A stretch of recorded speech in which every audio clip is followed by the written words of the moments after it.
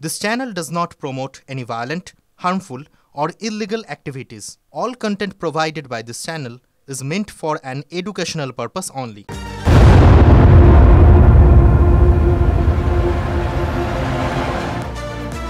ঠিক যে কথা দীপ বলছিল যে রূপা গাঙ্গুলি তিনি কোথায় রাতভর বাঁশরণী থানায় অবস্থান করেন তিনি সকালে গ্রেপ্তার রূপা গাঙ্গুলি আপনারা জানেন বাঁশরণীতে কি ঘটনা ঘটে গেছে যে ঘটনা ফের একাধিক প্রশ্ন তুলে দিয়েছে লালবাজারে নিয়ে যাওয়া হয়েছে বিজেপি নেত্রীকে পেলোডারের ধাক্কায় ছাত্র মৃত্যুর প্রতিবাদে গতকাল থেকেই বাঁশরণী থানার সামনে অবস্থান বিক্ষোভ বিজেপির fair and bright night and day cream ত্বক থাকবে ব্রাইট সারাদিন পলিউশন ফ্রি ঠিক যেন রাতের ফোঁটা সাদা ফুল সারাদিন হ্যাপি ব্রাইট স্কিন 14 ঘন্টা অবস্থানের পর গ্রেপ্তার করা হয়েছে বিজেপি নেত্রীকে তিনি ঠিক কি বলেছেন শোনাবো আপনাদের সিআরপিএফ ছাড়া আমাকে নিয়ে যেতে পারে না ওরা আমার সিআরপিএফ ছাড়া আমাকে ওরা নিয়ে যেতে পারে না রূপা গঙ্গোপাধ্যায়কে মুখে নিয়ে যাওয়াতে দিদি কি বলবেন আপনাকে অ্যারেস্ট করা হলো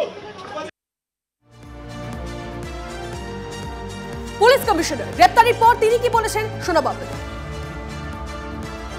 উনি গতকাল এসেছিলেন উনি বললেন পুলিশ যাদেরকে ডিটেন করেছে গতকাল পুলিশ যেখানে ম্যানহ্যান্ডেল হয়েছিল ওখানে 5 জনকে অ্যারেস্ট করা হয়েছিল স্পট থেকে ওনার দাবি ছিল দ্যাট যারা পুলিশকে হ্যাকেল করেছে ম্যানহ্যান্ডেল করেছে ওদেরকে ছেড়ে দিতে হবে তো আমরা ওনাকে জানিয়ে দিয়েছিলাম দ্যাট এটা লিগালি অ্যাকশন নেওয়া হয়েছে অ্যান্ড যা কিছু যদি করতে হয় কোর্টে করতে হবে তো সেটা ওনাকে জানানো হয়েছিল তারপরে উনি ওখানে থানায় গিয়েছিলেন কথা বলেছেন আজকে ওনাকে যেহেতু মানে আমাদের থানার যে নর্মাল ফাংশনিং আছে ওটা অবস্ট্রাকশন হচ্ছিল ও ওনার আগেনস্ট একটা কেস হয়েছে ওনাকে ডিটেন করা হয়েছে লিগ্যাল অ্যাকশন নেওয়া হয়েছে থ্যাংক ইউ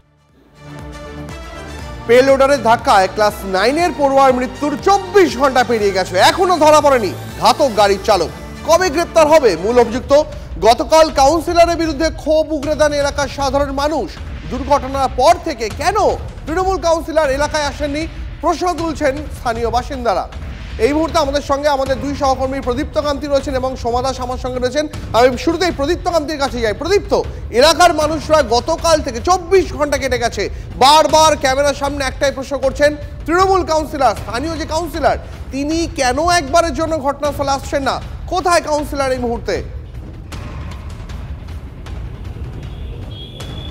দেখো সেটা একমাত্র উত্তর হয়তো কাউন্সিলর তিনি নিজে দিতে পারবেন অনিতা কর মজুমদার আর তার কারণ স্থানীয় বাসিন্দাদের কিন্তু বাঁশদ্রোণীর যে দুর্ঘটনা ঘটেছিল নবম শ্রেণীর ছাত্রকে যেভাবে পেলোডার এবং গাছের মধ্যে পিষে দেওয়া হয়েছিল এবং তার প্রতিবাদ জানিয়ে স্থানীয় কাউন্সিলররা স্থানীয় মানুষজনরা কাউন্সিলর যাতে আসেন সেই দাবি করছিলেন ঘটনার 24 কেন আরও অনেকটা বেশি সময় কেটে গিয়েছে দ্বীপ কিন্তু কাউন্সিলরের এখনও পর্যন্ত দেখা নেই এবং তিনি কোথায় রয়েছেন তা নিয়ে তৃণমূল কংগ্রেসের তরফ থেকেও কিন্তু আনুষ্ঠানিকভাবে কিছু জানানো হয়নি এখনো পর্যন্ত যদিও যাতে পরিস্থিতি কোনোভাবে উত্তপ্ত না হয় ফলে আজকে ঘটনাস্থলে বিশাল পুলিশ বাহিনী মোতায়েন করা রয়েছে এবং গতকাল যেভাবে বারংবার পুলিশকে হেনস্থার শিকার হতে হয়েছে এবং যার জেরে রূপা গঙ্গোপাধ্যায় তাকেও গ্রেপ্তার করা হয়েছে অন্তত তেমনটাই জানা যাচ্ছে এবং রূপা গঙ্গোপাধ্যায়কে আমরা দেখেছিলাম যে রুবি মণ্ডল বিজেপির নেত্রী স্থানীয় নেত্রী তাকে গ্রেপ্তার করা হয় এবং তার সঙ্গে আরও 4 জনকে গ্রেপ্তার করা হয় তার কারণ তারা পুলিশের কাজে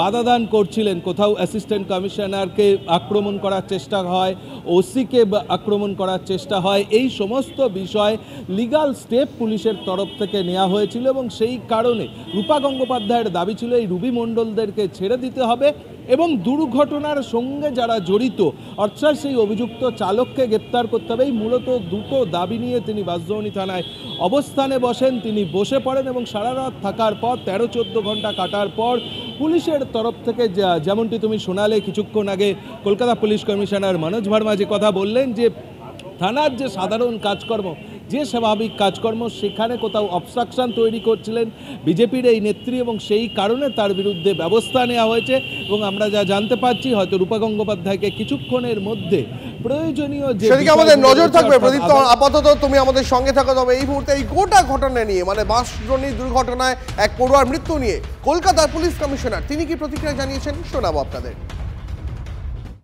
সমস্ত বিষয়ে পুলিশ অলরেডি ডিটেলসে দেখছে অ্যান্ড যা যা করণীয় আছে করা হবে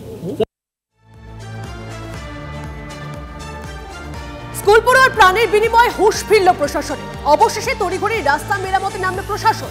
গতকাল বাঁশদ্রোণীতে পেলোডারে পিষে নবম শ্রেণীর পড়ুয়ার মৃত্যু হয়। কথা বলবো আমাদের সঙ্গে আমাদের প্রতিনিধি সোমা রয়েছেন সরাসরি। সোমা, এতদিন ধরে শোনা যায় যে কাজ হচ্ছে তো হবেই, হচ্ছে তো চলছেই, এই সমস্ত কাজের মধ্যেই এখন জানা যাচ্ছে তৎপর হয়েছে প্রশাসন। একটা প্রাণ চলে গেল, তারপরে টনক নড়ল। দেখো, সেটাই হয়তো মনে হচ্ছে যে একটা প্রাণ চলে গেল, তারপরে কিন্তু টনক লড়ল প্রশাসনে, বলা যেতে পারে পুরসভার। দেখতে পাচ্ছ, এটা হলো ঘটনাস্থল, একেবারে সামনে আমি দাঁড়িয়ে রয়েছি। এই রাস্তার কি অবস্থা দেখতেই পাচ্ছ। গতকাল কিন্তু এখানে জেসিবি কাজ করতে গিয়ে সেখানেই কিন্তু মৃত্যু হয়েছে এই নবম শ্রেণীর পড়ুয়া।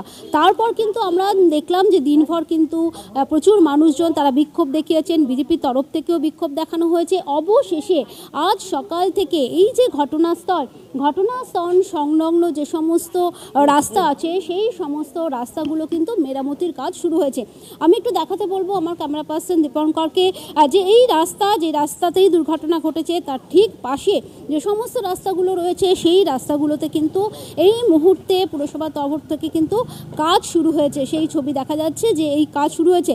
তবে দেখো, এখানকার মানুষজন যারা রয়েছেন তারা কিন্তু দীর্ঘদিন ধরেই একটা কথা বলে যাচ্ছেন যে দীর্ঘদিন ধরেই কিন্তু এখানকার রাস্তাঘাট, সেই রাস্তাঘাটের অবস্থা কিন্তু একেবারেই শোচনীয়। তার মধ্যে বর্ষার সময় বৃষ্টি হলে সেই বৃষ্টির জলে কিন্তু এই রাস্তা পুরোটাই ভরে যায় এবং জলমগ্ন থাকে। এখানে যারা রয়েছেন আমি একটু কথা বলার চেষ্টা করব এলাকার ভেতরে। কাকিমা, একটু বাইরে আসবেন, আসুন, দরকারি কথা। আমি বলবো আমার ক্যামেরা পার্সন দীপঙ্করকে একটু আসতে, যে একটা মৃত্যুর ঘটনা ঘটে গেল আপনাদের বাড়ির সামনে, এরকম অবস্থা, কি বলবেন? কতদিন ধরে এই অবস্থা? একটা মৃত্যুর পর কি টনক নড়ল রাস্তা? হ্যাঁ, সেটাই এখন মনে হচ্ছে, কিন্তু কাজ বন্ধ ছিল, ভোটের আগে কাজ হয়ে গেছে, তারপরে কাজ বন্ধ ছিল। এই পাইপ লাইনগুলো বাকি ছিল, পাইপ লাইনগুলো হলো, এখন কাজ শুরু হলো। কালকের ঘটনার পর এখন আবার শুরু হলো। অর্থাৎ সোমা, বোঝাই যাচ্ছে এলাকাবাসীদের অভিযোগ রয়েছে, একদিন দুদিনের নয়, দীর্ঘদিন ধরে এই অভিযোগ রয়েছে, বেশ কিছু বছর ধরে অভিযোগ রয়েছে, কিন্তু সমস্যার সমাধান হচ্ছে না কেন? সমস্যার সমাধান একটা মৃত্যু দিয়ে কেন? এইটাই প্রশ্ন থেকে যাচ্ছে। অবশ্যই আমাদের নজর থাকবে সেদিকে। আপাতত তোমাকে ধন্যবাদ সোমা।